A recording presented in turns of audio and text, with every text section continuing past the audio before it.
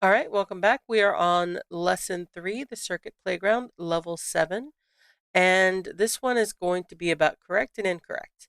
So sounds can be used to cue the user if they get something correct or incorrect. Do this. Decide which of the answers is correct based on your preferences. Add a frequency block to make a high-pitched sound if someone picks that option. Add frequency blocks to the other events for when someone picks an incorrect answer. Run your code. Test out the app with a neighbor to see if they guess the correct answer.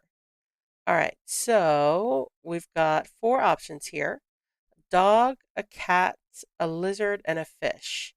Well, anyone who knows me knows that I love kitty cats.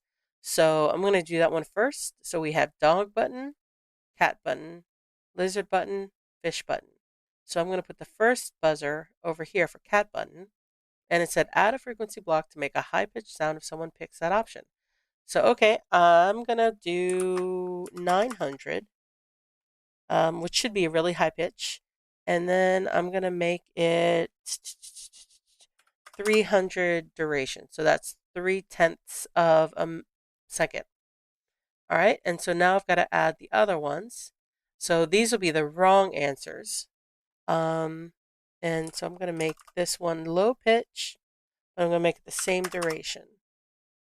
All right, I'm going to do the same thing for lizard. So low pitch and same duration.